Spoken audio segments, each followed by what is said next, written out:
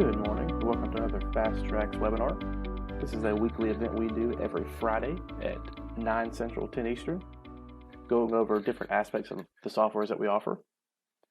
You can see the upcoming events if you go to our website, goftx.com, choose the FasTrax Lifeline tab, scroll down about halfway down the page, and see the View Webinars.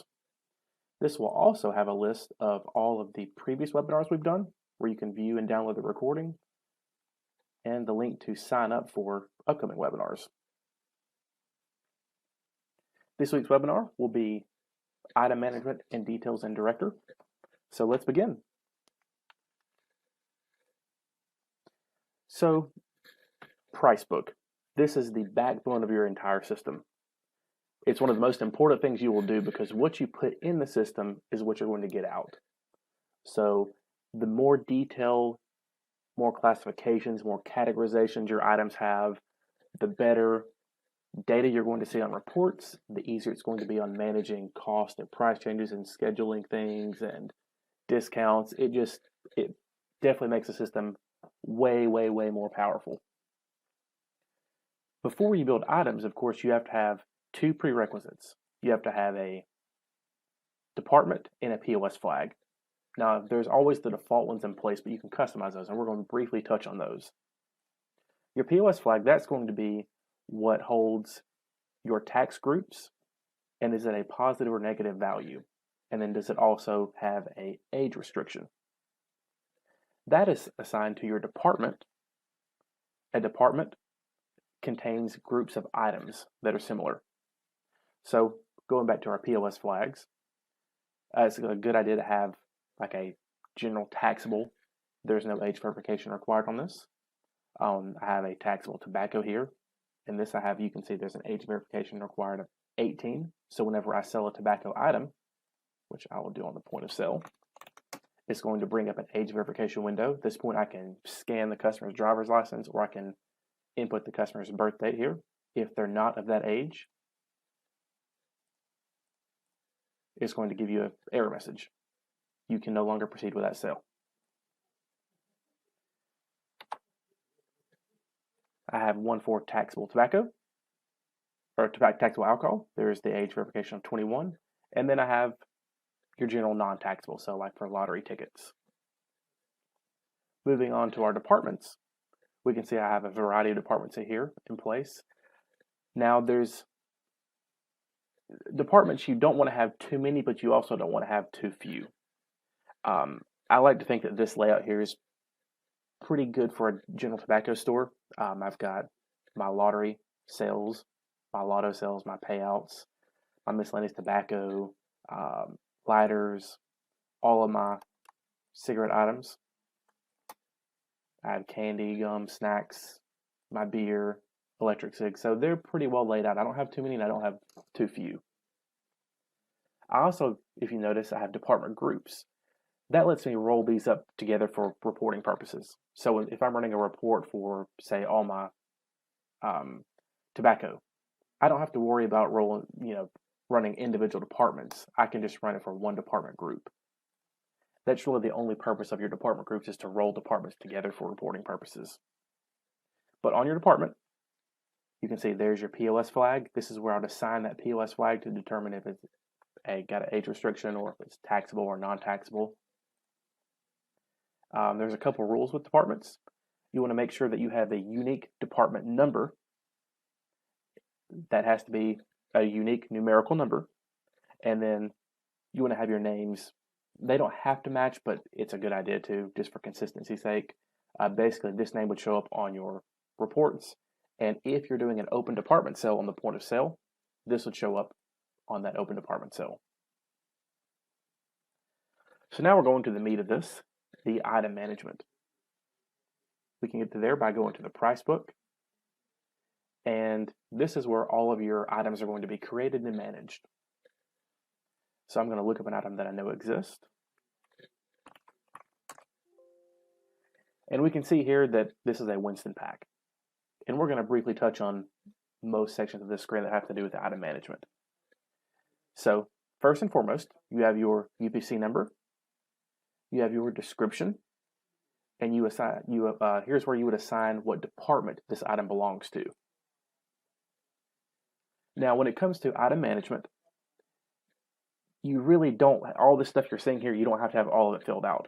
But that's the point of this webinar, is to show the importance of why you want to do that. The bare minimums of what you have to have is a UPC number, a description, a department, and then a cost and a price. Really just a price, but you'd want to have some kind of a cost. That's all you'd have to have in order to sell an item. Now, you're not going to get much data out of that other than the individual item sales. That's why we want to input all this other data that we're going to go over. So we've got our department that we've got assigned. Is this item eligible for system discounts? That's determined by this checkbox. Is it active? Active means that the item can be sold, can be ordered, can be inventoried. If this is unchecked and saved, that means it's an inactive item, effectively discontinued. You can't order it, you can't sell it, you can't receive it. These hyperlinks here allow you to manage discounts, buy downs. This will show you what you add and remove. There's also an additional info hyperlink here that we're going to go over, and this is pretty important. Price name. This generally 99% of the time is going to be the same UPC number as the UPC number in the field behind in the General Information tab. The only time this would ever change is if you're utilizing specialty pricing. And really the only time you utilize specialty pricing would be like for pick-a-pack pricing. Mix and match, that's really gone away. It's more of a legacy feature. It can be fully handled in system discounts, and it's a much better, more efficient way to handle that. Plus, if you plan on doing any kind of retail scan data incentive program, you cannot use mix and match specialty pricing. That's just not an option. Same with like open pricing. Due to how those prices can change, that would be sent to the IRI or MSA for the scan data whenever they review those files, and that would trigger validation warnings. So if you plan on doing any kind of scan data reporting, you more than likely would not want to utilize those specialty pricing options. POS text, that would be if you want to have a different description on the receipt for the customer than the default item description. So here I have it, Winston FFKS box pack. If I wanted to put a different description here, say I just wanted to put text. This is what would show up on the receipt. If I leave this blank, then it's going to default to that item description here. These next three fields are going to be for accounting exports, like a QuickBooks export. This would supersede the department accounting fields. So if for some reason you have an item in a department and it is supposed to utilize a different accounting code than the department that it's in, this is where you'd input that data to supersede the department. Commission, this is where you can add item to a commission campaign. Right now there's not in any commission campaigns. If I choose to change, I can then choose what commission campaign I'd like to add this item to if there's an available commission campaign. Sales link. This is a way to tie two items together in a transaction to where if one is sold, the other is always sold. So if I put like a lighter UPC here, anytime I sell this Winston pack, it's automatically going to add that lighter to the transaction at whatever price I have it set in the price book, effectively tying those two together. The next option is a POS flag option, and this is kind of the same as your accounting export fields. If you have an item that's in a department that does not need to utilize the department POS flag, this is where you can supersede that department's POS flag on the item itself. The next option is the track inventory. If this is checked, which by default it is, it's going to automatically track inventory on that item. If it's unchecked, then the system no longer keeps track of inventory on that item. The next option is override order options. We went over this in a previous webinar. I'd highly recommend you watch that on the reordering webinar. Next will be your RJ Reynolds scan data on promo and free item checkboxes. This was previously went over as well on the scan data incentive program webinar. I'd highly recommend you watch that. Then this is the next option will be the kitchen options. If you have a kitchen, this will allow you to print receipts on the kitchen printer, indent and allow the item to be wasted and show on the kitchen monitor. Below that is an item extended description. This can be used on price checks if you have some kind of disclaimer or some kind of extended description that's too long for the regular item description. Whenever you do a price check, this would show up here. As a quick tip as well, if you put 2 asterisks and then a description, this would show up on the receipt below the item. Those 2 asterisks actually trigger the receipt printer to print whatever's down here below that item on the receipt. You can add an item image by choosing the Add from File, and then choose a JPEG file to input as your item image. And then last, there's the very important UPC aliases. This is utilized for if you have an item that has a UPC change, you don't have to recreate that item. You can actually add as many UPC aliases as you need for that one item. And what that does is it's effectively an alternative UPC. Whenever you scan, say I'm adding a UPC alias of 99 here, and I'm going to let it expand. If I scan item number 99, it's effectively scanning this UPC here. Those 2 UPCs are one and the same. So it's going to ring up this Winston pack and it's going to share inventory. That way you don't have to manage 2 different item UPCs of the same item. So we're going to go ahead and save this. We're going to go to the next area, your pricing information block. You have your average cost. That can be enabled in the director settings. If you plan on using average cost, please contact our support team and we can help give you a walk down of how that will function, how to enable that at all of your stores because there's a utility that has to be run at each location. The next area is going to be your last cost. This will be the last cost that you receive the item at. So, for example, I'm going to go to the carton here. Let's say that my vendor part, which we'll get to this in a moment, let's say that if I purchase this item right now, it's $91.50. The last time I received this item on an invoice, it cost me $91.60. Those 2 numbers can definitely be different. They do not have to be the same. The price is, of course, the retail price of the item. Now, both of these values here are supposed to be the values before any kind of buy down or promotion is applied. You let the system handle any kind of promotional value or any kind of buy down and not input that in the retail price or the cost itself. If you do, you're going to have issues because the system will automatically deduce the price of and the cost using your buy downs, and then you'll be selling for undervalue. So make sure if you're utilizing promotions and buy downs and discounts to not add that into the cost and the price here. Next area we'll look at is the specialty pricing.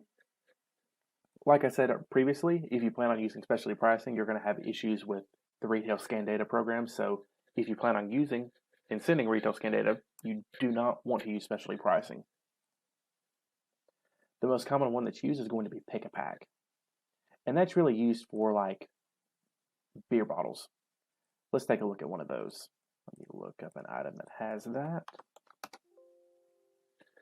Here's an individual bottle. When I sell this, it's going to prompt me what volume of this am I selling. And it's based on my specialty pricing. If I choose here, I can see I'm selling an individual single at $2.25, a 6-pack at $12, and a 12-pack at $22. These 3 pricing tiers are tied to that same UPC. So how that works in the POS is, I will ring this up. That UPC is 12. It's going to prompt the cashier, what is the customer purchasing? An individual single, a 6-pack, or a 12-pack?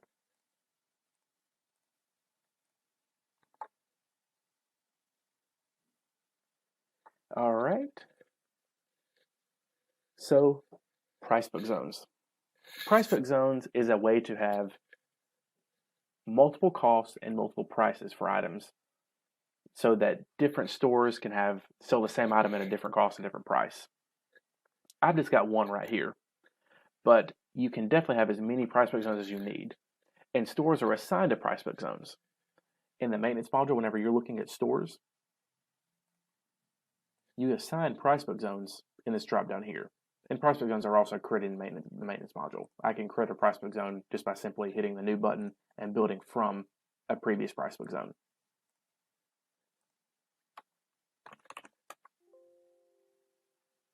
All right, below this will be our link information. And this is a very, very important one. So if you have any kind of items that have a parent-child, a purchase unit, subunit, whatever you want to call it, relationship, you definitely want the system to know that that exists, because that handles inventory breakdowns and inventory roll-ups. This will make your life much, much easier when it comes to doing cycle counts, and whenever you sell a child item and you have 0 on hand, it knows to pull from the purchase unit that parent item and add to the child item. So we can see I'm on the pack right now. If I choose this purchase unit hyperlink, it's going to automatically carry me to the purchase unit, that parent item, the carton. We can see there's my vendor part. Vendor parts, if there's a purchase unit subunit relationship, the vendor parts are always going to be tied to that purchase unit. If you have a vendor part tied to a subunit, that's not good. That's going to cause issues on ordering, because the system knows, and it always rolls up whenever you're ordering items. I can click back on the subunit and go back to that subunit item. So how do we link these? How do we link items together? Well, let's build 2 new items, and let's take a look. Let's just call this item number 80. I'm just going to call this right now a carton. $40 and $50. Going to throw a carton. I'm going to save this. I'm going to make a pack now.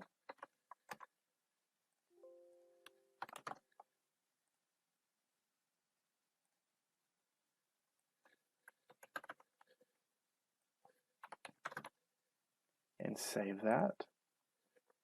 So I've got a pack and a carton. I want to tie those 2 together. How do I do that? Well, if you know the UPC, you can simply input the correct UPC at however way you want to link this. So I'm on the pack now. I want to put the carton UPC in place. I'll hit 80, enter. It's going to automatically pull and expand that UPC. It's going to put the item description, and then I have to input how many children are in that purchase unit. What if I don't know the UPC? I'm going to go to the carton. There's nothing linked. I want to link the pack. There's actually a hidden menu. If you double click in this text box, it's going to bring up a search. And then I can search for UPC, description, or vendor part. So I know the UPC. So I'm going to go ahead and enter in my UPC for my subunit, since I'm on the carton item now. There's my pack. There's 10 packs in this carton. And then I'm going to save. Now these 2 items are linked together. The system will handle breakdowns and it will handle roll-ups automatically.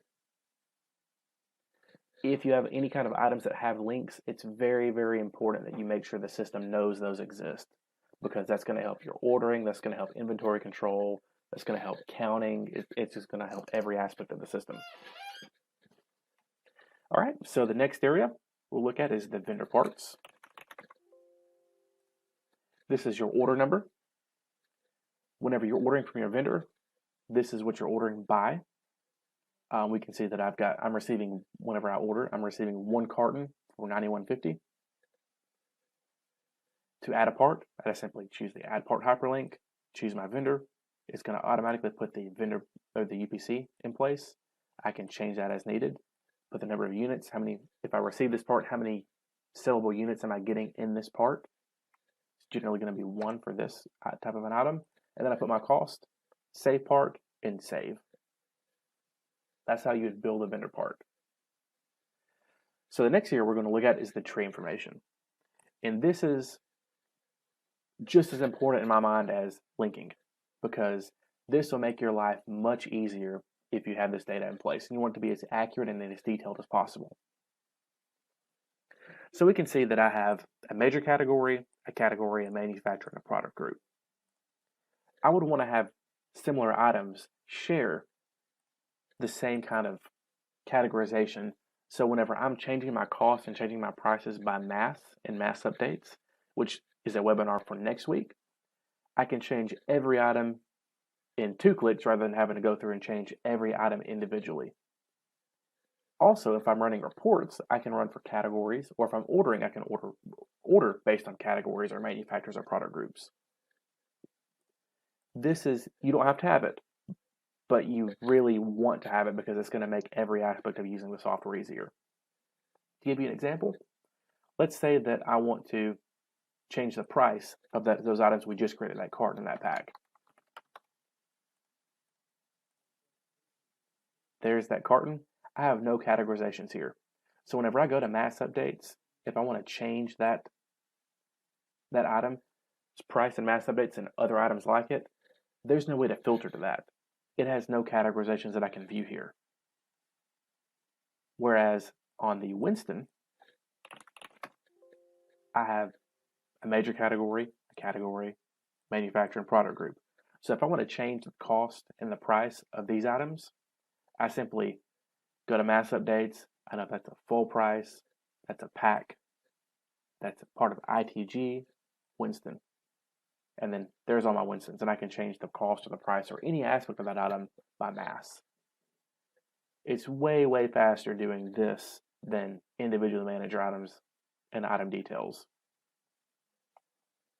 So I highly recommend, if you do not have proper categorizations, that you spend the time to do so, because like I said, it's going to make using the system much more efficient for you.